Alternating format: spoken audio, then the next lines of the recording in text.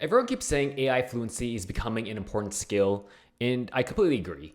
The problem is that nobody really tells you how to get better at it, especially if you're working a full time job.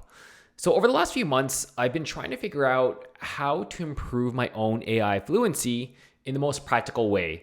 And I think I finally found the approach that works for me. So, one exercise that completely changed how I think about AI fluency is something called journey mapping. Journey mapping is where you map out your entire workflow from beginning to end. So the goal is to map out every step, every handoff, every decision, and every interaction that happened throughout the process. So at a very high level, I like to organize it into swim lanes. The exact number will depend on your own workflow, but for me, I end up with six. The first thing I like to think about is the ecosystem that I work in. So who interacts with my work? How does my work affect other people? And how does information flow between everyone involved? So for my own recruitment process, I create swim lanes for the hiring managers, recruiters, systems and technology, candidates, approval processes, and metrics. Once I had my swim lanes, I broke the recruitment process into 12 major stages. So it starts with requisition intake and ends with hire closure. So some of the stages include requisition intake, intake discovery, ATS configuration, sourcing, recruiter screening, hiring manager interviews, final interviews, offer stage, background and reference checks, offer documents, and hire closure. Then I zoomed into another level. For every stage, I mapped out every individual step. For example, during the intake stage, it starts with the hiring manager submits a requisition, the requisition gets approved, the recruiter receives it, I conduct market research, I schedule an intake meeting with the hiring manager, we meet for 30 minutes where we talk about the role, the team, sourcing strategies, candidate profiles, and how we run the process. Once that's completed, I build the job posting inside our applicant tracking system. I add the applicant questions, the NACO questions. I update the phone screen guides. I publish the role. From there, I move into sourcing, right? I build my sourcing strategy, search for candidates in LinkedIn Recruiter. I organize the projects within LinkedIn Recruiter. I send emails, and that's how many candidates first discover the opportunity. Once the application starts coming in, I review the resumes against the criteria we established during the intake. I create a shortlist. I invite candidates to an initial 30-minute interview on the Microsoft Teams, and then upload my interview notes into applicant tracking system. The hiring manager then reviews my recommendations and decides who moves into the first round interviews. After that, I coordinate interviews between the candidates and the hiring managers. I collect the interview feedback. I update the ATS system. I communicate the next steps to the candidates. If the candidates move forward, I then repeat that process for the final interview process. So once we selected a candidate, I then work through the offer process, right? So I submit the salary approval. I work with our total rewards team on compensation benchmarks, get the hiring manager's approval, schedule a call with the candidate, present the verbal offer, and then send the conditional offer out via email.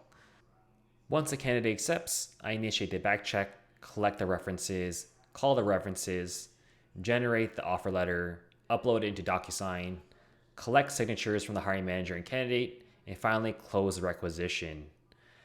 I also mapped the process from the candidate's perspective so I could see exactly what they're experiencing at every stage. Then I layered all the approval workflows. So for example, legal, finance, and total rewards all play different roles throughout the hiring process. And I wanted to understand exactly where they entered the workflow.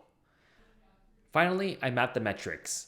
Instead of looking at recruitment metrics as one big dashboard, I attached each metric to the specific stage of the process where it's actually measured. So every step has context. Now the question becomes, how did doing all of this actually make me better at using AI?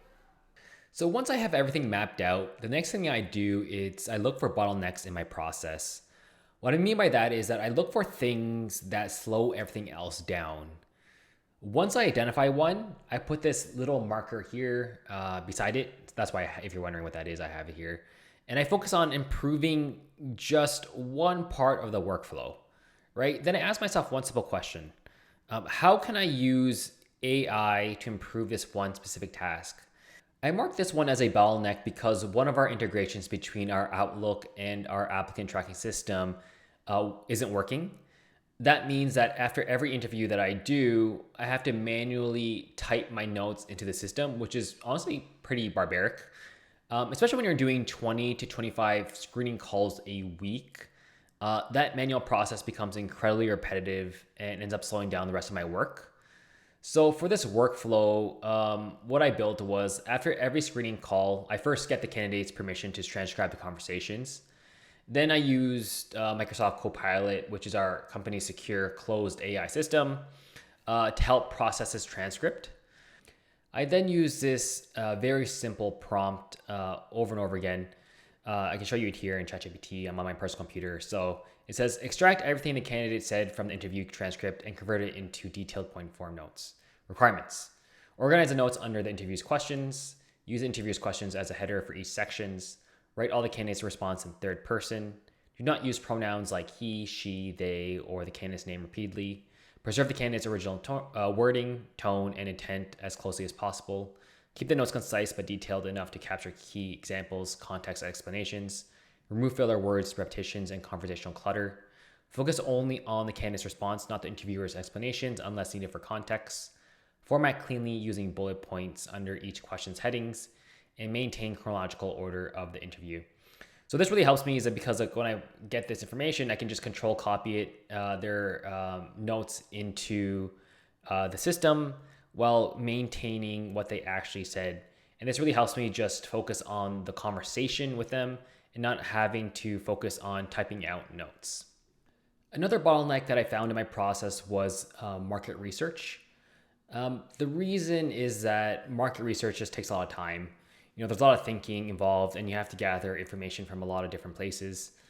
So I followed the same process before. I started building out my prompt library. Again, I asked myself the same question. How can I use AI for this one specific part of my process? So for market research, I created this prompt that I now use for every single requisition. It's become part of my standard workflow.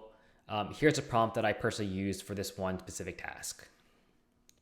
What I wrote was, I'm going to provide a structured recruiting inputs for a role. Your job is to act as a senior talent intelligence partner, strategic sourcer, recruiting operations consultant, labor market analyst, and growth-oriented talent strategist. Your objective is not to summarize a job description. Your objective is to decode what the business actually needs, identify the real success profile, create sourcing and talent market strategy, identify hidden hiring risks, create a recruiter execution plan, transform raw hiring information into actionable recruiting intelligence. You should think like a recruiter, a hiring manager, a market researcher, a growth marketer, an outbound sales strategist, but also a workforce planner. Here are the inputs. So this is basically where I put my job description, I put the intake notes, I put the compensation, I put our org structure, so depending on the team. I also put any sort of business context or urgencies that I need to know about. I put the hiring manager's expectations. I put competitors in as well, again, if you work in a certain industry. And also put any sort of geographic or hiring constraints that I found out. Then I asked the AI to do these tasks for me. Basically, I won't read it all, but I'm going to have it decode the role for me. I have it build a success profile. I have it create a candidate archetype analysis. I have it do market intelligence.